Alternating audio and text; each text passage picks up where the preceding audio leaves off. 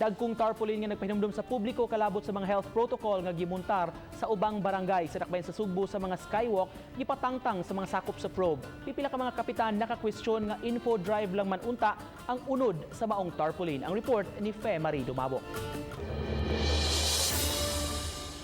Nagbabag kining tarpaulin diha sa skywalk atubangan sa Banilad Barangay Hall sa dakbayan sa Sugbo. Nagpahinumdum kini sa publiko sa pagsunod sa basic health protocol isip kabahin sa ilang info drive.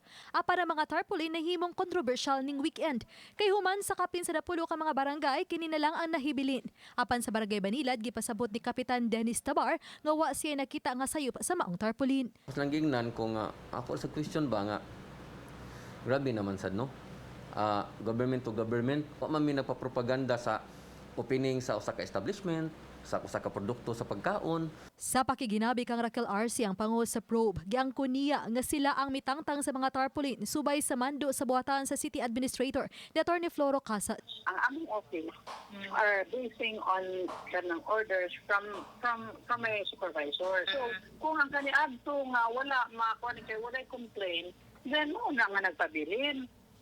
Okay. Ang kana ron siya, kaya nakita man sad God, especially in Pardo, na ang inapabutang sa tarp, kanang hangin gani nga ning labaw sa kuan, which is dangerous.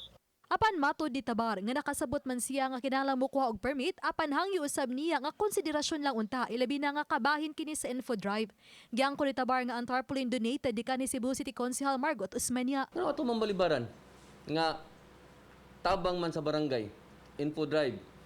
Nya mo man itong gikinahanglan karon.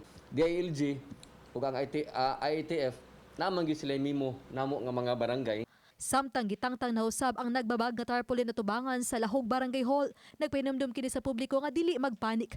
Apan giklaro sa kapitan nga sila ang nitangtang sa dako nila nga tarpaulin niadtong Mayo pa. Amo nang giilisan anak kanang bag-o nga naa dinha karon. In fact dili ra na dinha nagyon may gipamutang mga bond paper size na nga tarpaulin nga naa sa matagbalay.